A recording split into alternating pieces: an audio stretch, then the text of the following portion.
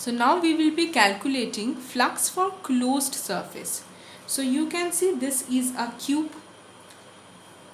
uniform electric field. This is the direction of electric field along the x-axis I. We have to calculate electric flux. How much is the electric flux for this closed surface? So this is a cube. So cube will have 6 faces. 1, if I represent the topmost portion to be 1, this one to be 2, this the bottom portion, okay, the below base to be 3, the other side to be 4. Okay, the topmost portion is 1, then this side is representing 2, the base is 3, and this side is 4. Then I'm still left with few sides. I'm still left with 2 more sides. Okay, so I have a above portion, means this one I'm talking about, the topmost portion, this 5, and I have a backward portion, so this is representing 6. Now all the 6 faces, they are acting like a plane surface, so this will be the direction, right? So this is the direction. If I consider all the directions, see, this is the direction for A vector, right? Here I have direction, here I have direction, okay, all, it's a cube, so all the areas are same, A vector, right? So I have to calculate total flux for this system. So the net flux, if it's phi, then I can write phi 1 plus phi 2 plus phi 3 plus phi 4 plus phi 6, and this way I can write. Now from this diagram, if I have to calculate phi 1, that is E A vector. Now see the direction of E and A. This is the direction of E, this is direction of A. So cos 90, right? So if it is cos 90, then what will I be getting? I will be getting 0. So through this particular phase, flux is 0. Similarly, through this one also flux will be 0. Okay. So let us calculate phi 2 now. So if I am calculating flux through this phase, this is the direction of area vector and this is the direction of electric field. Electric field and area vector, they are oppositely directed to each other. So I can write EA cos 180 degree. Cos 180 is minus 1, so minus EA. Now let us calculate for phi 3. See, again phi 3, E vector and A vector, they are perpendicular. So again it will be EA cos 90 degree, so 0. As I told you, this phi 1 and phi 3, no flux is passing. Now phi 2, okay, for phase 2 and for phase 4, cases are same, only the direction of area vector is different. So phi 4 EA, same direction, A and E are acting along the same direction through this phase. So I can write EA cos 0 degree, that is EA. So flux which is, see here the flux which is entering through this one, that amount of flux is leaving through this one. The flux which is entering through phase 2 is leaving through phase 4, right? So the flux which enters, if I consider this particular phase, the flux which enters is my negative flux and the flux which leaves is my positive flux. So same amount of negative flux and same amount of positive flux, they are entering and leaving. So the net flux is getting cancelled out. See, the directions of area vector for phase 2 and for phase 4, they are opposite to each other, will get cancelled out. This one and this one are opposite, will get cancelled out. And for 5 and 6, this portion and this one, right? Okay, the front and the back portion, again they are opposite to each other. How will be my direction for area vector for this one? For 5, this will be the direction. For 6, invert the paper will be the direction. So if I consider, if I draw in this way, right? So this is for my 5 and this is for my 6. So again, how is the direction? If I keep it in this way, if this represent the direction of the area vector for phase number 5, so again area vector and electric field, they are perpendicular to each other. Similarly for phase 6 as well, so they are 90 degree, making an angle 90 degree. So 5 EA cos 90 degree, which is 0. 5 6 again EA cos 90 degree, which will come 0. So phi 2 and phi 4 are giving me some values, others are already becoming 0. So if I add all of them, this is minus EA, this is plus EA, so the net flux of the system will be 0. So here what do we get to see? We have seen that for a closed surface, that is for a cube, the net flux through the cube is, net flux through the closed surface is 0. So let us find out for other closed surface, are we getting the flux 0 or are we getting some value? So here also you can see we are taking a cylinder and it is being placed in a uniform electric field. Remember, it is being placed in a uniform electric field. In the previous case, it was being placed in a uniform electric field, and we have seen that flux through the closed surface when it is being kept in a uniform electric field is 0. Now in this case also, see, this is acting like a disc, the topmost portion. So this is my top portion. This is my, base or bottom portion, I am writing base, and this particular area is my curved portion, right? So for this top portion, this is the direction of the area vector. For the base portion, this is the direction of the area vector. And for this curved portion, if I consider this particular curved portion, so this is my direction of area vector, right? So for top and base, you can understand that the directions of area vector, they are opposite, hence they will cancel out each other. So flux for this top and base will cancel out, and I am not going to get any flux in this case for the top and for the base portion. So let us calculate and see. So I know phi topmost portion, I can write that is EA. How much angle is it making? Cos 0 degree. So that is EA. Phi bottom, okay, or phi base, again EA, opposite direction. See, A vector is oppositely directed. So if A vector is oppositely directed, it will be my 180 degree, that is minus EA. And for phi curved portion, EA, this will be cos 180, cos 90 degree.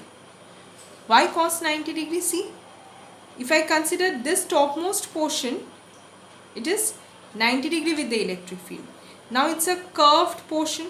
Okay, each and every time what is going to happen? Each and every time the direction of the area vector will keep on changing. But then also if the direction of area vector changes, suppose for, if I show you with this one, it's like a cylinder. So if the direction of area vector changes, so every time, if this is the topmost, in this case, this is the direction of the area vector, right? Electric field perpendicular, then it will direction of area vector perpendicular. Every time the area vector, it will make a perpendicular to the electric field. It will keep on revolving, the direction of area vectors will change, but every time the area vector will be perpendicular to the electric field. So for all the cases, your angle will be 90 degree. So if it is 90 degree, you know it's 0. So how much is my net flux? My net flux is for phi top plus phi base for curved, right? So I am getting 0 again. So again I get to see that if it's a closed surface, the flux through it is 0. Now if I consider the case for a non-uniform substance, suppose this is my non-uniform substance and I've kept a charge Q outside, right? This is how the electric field lines are coming out. Now if I have to calculate flux, let me consider two elementary areas. Okay, this is be my area dA1, this is be my area dA2. What is the direction? If I take it in the direction of electric field, this is my direction dA1 vector, and for this one I have to consider the area vector which is moving outside the closed surface. It's a closed non-uniform substance. So dA2, I will take the direction in this direction, okay, which is moving outward. So dA1 and dA2, they are again oppositely directed to each other, right? Okay, and if this particular area I have considered of the same dimension, so this is also, I can write dA1 as this one, both are same dimension. So again they will cancel out each other. This is making an angle 0 degree, this is making an angle 180 degree. So E dA1 and the other one is E minus E dA1 vector. So both will cancel out each other and the net flux will be 0. Secondly, if it's a neutral substance, that means if it's a dipole is there inside a closed surface or anything like that, equal amount of positive or negative charges are there, neutral substance, then also the net charge inside the substance will be 0 and the flux inside the substance will also be 0, right? So what do we get to see in all these cases, whether it's a uniform body or whether it's a non-uniform body? If it's a closed surface, and what is happening if it's a closed surface, then flux through it is 0. Okay, if it's a closed surface, flux through the substance will be 0.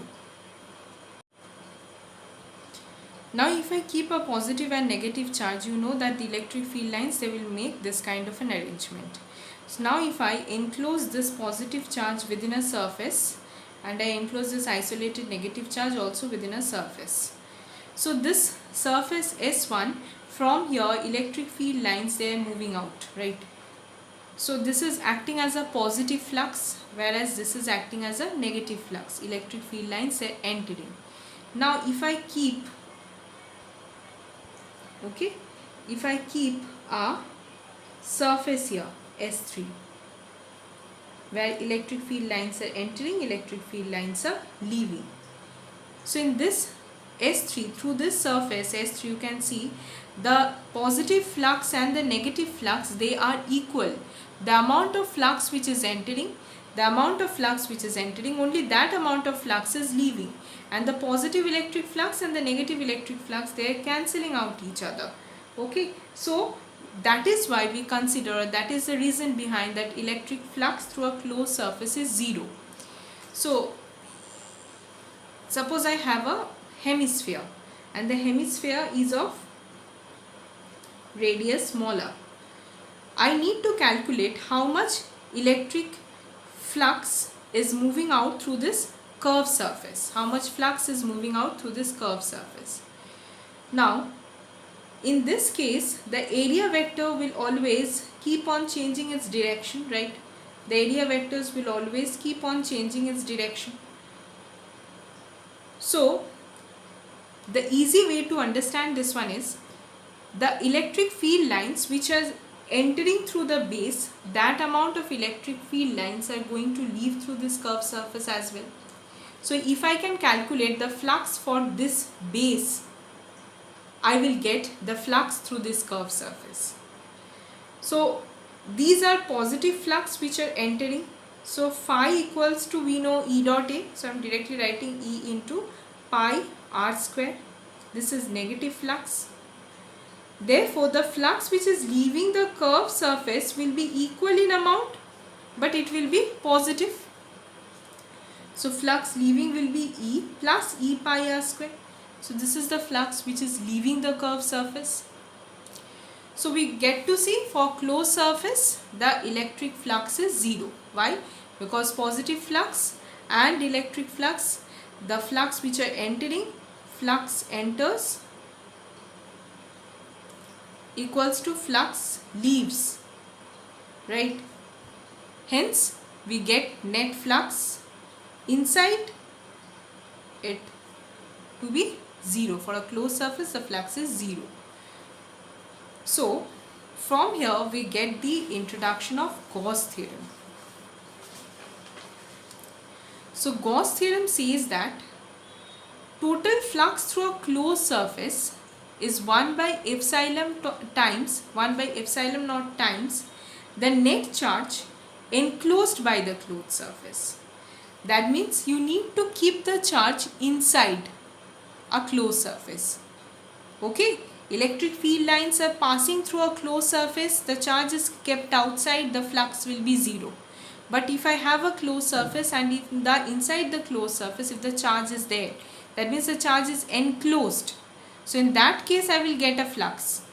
And how much will be that flux? That flux will be 1 by epsilon naught times the charge which is enclosed inside the closed surface.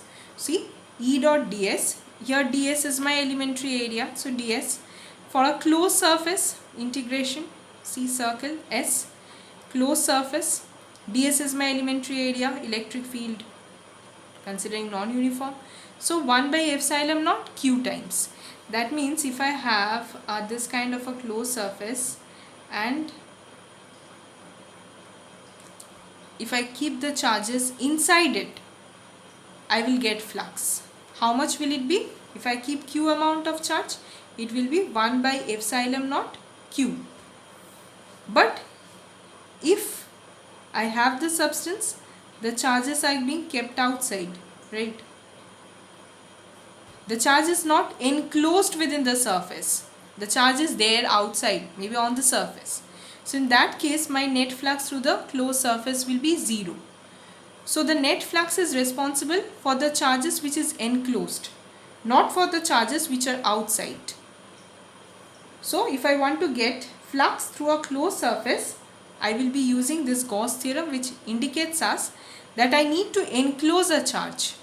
And if I enclose a charge, the flux will be 1 by epsilon naught times the total charge.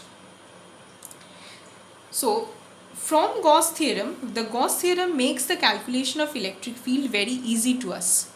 I will show you with help of an example. Suppose I have a cylinder, right? And this cylinder has a charge q on top of it. I need to calculate the electric flux. How will I calculate? Gauss theorem is telling that flux will be there. See, there is a charge q on the topmost surface. So how can I calculate the total electric flux through this one? Gauss law is telling us the charge need to be enclosed. So how can I enclose the charge? Now Gauss theorem gives us the provision of drawing an imaginary surface. Okay, that imaginary surface is known as Gaussian surface. It's a symmetrical surface. How can I get a symmetry in case of this one? If I draw a similar kind of cylinder on topmost, it's an imaginary one. On the topmost of this cylinder, on the top of the small cylinder, I am putting again one another cylinder. So I am getting charge q enclosed between both of them. So if I am getting the charge q enclosed between both of them, now I can calculate flux. So what is my calculation of flux tells me? That flux for this full setup for this system is 1 by epsilon naught q by epsilon naught. So if for this full system the flux is 1 by epsilon naught q, I have used two cylinders to enclose this charge. I have drawn an imaginary surface. This imaginary surface is known as Gaussian surface. This surface is doing what? It is putting the charge inside. It is enclosing the charge inside. Then only I can apply this Gauss theorem. Now, only for this particular one, only for this particular cylinder, my flux will be just half of it. So see, I am getting the net flux which is for this particular for the small cylinder. So it is making my work so easy. In case of, it is much more advantageous than Coulomb's law. In Coulomb's law, what we have done, suppose I have a wire, and for this wire, if I have to calculate electric field at a particular point P, which is r distance away from the wire, okay, and it has uniformly distributed charge q, right? So I have considered an elementary portion. In this elementary portion, I have considered that dq amount of charge is there. So I have written that dE equals to 1 by 4 pi epsilon naught dq by r square. then I have integrated this one, right? And after integrating this one, I got it for the total electric field. But in this case, I just need to enclose this charge. How can I enclose the charge for a wire? Suppose if I have a straight wire and if I draw a cylinder, means I am wrapping the wire with help of a cylinder. I am just wrapping it all over, I am wrapping it. So it will get enclosed and I can apply Gauss theorem. We will be doing all these kinds of applications. Gauss theorem means by some way, by drawing a symmetrical imaginary surface, you enclose the charge. If the charge is enclosed, you can apply Gauss theorem and your calculation of electric field will become easy. The calculation of flux will become easy. We will see the applications. So hope this is clear to you. We will see few more this kinds of examples. Suppose for this one, I have a cube and the charge is there inside the cube. It is already enclosed. How much is my flux? I know phi equals to q by epsilon naught. If the charge q is at the base, then means I need to enclose it. How will I enclose? See, I need to draw a kind of a substance which will be easier for me, right? That means which will be symmetrical and which will be perfect to enclose. So I can put another cube under this one. So this cube is getting enclosed between two cubes. So for this total system, it will be q by epsilon naught. Then this, for this particular, it will be, or this one was my question. For this particular, it will be phi equals to half q by epsilon naught. So the next case is when the charge q is kept at the vertex of a cube. So in this case, I need to enclose the charge. Gauss theorem is only applicable when I will be enclosing the charge. So how can I enclose it? So I will show you with help of some matchbox. If this is the cube and I have my charge here, this is the vertex. Now this charge needs to be covered from all surroundings. So I will place a cube here. I will place a cube here also. I will place a cube here also. See, it is coming at the center. The charge cube comes at the center. Still not covered. So I will place cubes from the top. Right. So 8 total cubes are required. Total 8 cubes are required to cover this. Clear? Then only it is getting covered. So that means if you see this diagram, here I need to bring 7 more cubes. Okay, so see, I am placing a cube on side of it. I am placing cubes below, and on the other side I am also placing cubes. That means if you see this diagram, here I have placed a cube, here a cube is placed, here a cube is placed, here a cube is placed. 4 cubes and then 4 cubes from the top also. So it is making, so it is covering the full thing. If this is a plane, then 4 cubes below, 4 cubes up, and it will cover the charge, right? So if this is the case, then my total flux will be q by epsilon naught. Now flux for the single cube, means flux for this cube, okay, will be how much? Q by 8 epsilon naught, because I have used 8 cubes. So 8 epsilon naught. Now if I ask you what is the flux through any one phase, okay, so you see carefully, this charge q is a point charge and the charge lines, the electric field lines, they are getting diverged. So this charge q is in contact with 3 faces. It is contact with the topmost portion, it is in contact with the back portion, and with this side portion. That means if this is charge q placed here, the charge q is placed in contact with this portion, it is placed in contact with this portion and in this portion. So flux is going to enter, going to leave through other remaining faces. That means flux is going to leave through this one. Flux will leave through the bottom portion, right? And the topmost face, the flux will leave through this topmost face. So 3 faces are responsible through which the flux can emit out. So therefore, if I ask you flux which is being ejected from one face, that will be what? Phi equals to 1/3 q by 8 epsilon naught, that is 1 by 24 q by epsilon naught. So for a single phase, right, and this is the net flux for the Q for this system when charge Q is kept at the center. Okay, so follow your classes as well to understand the depth of this subject. Thank you, students.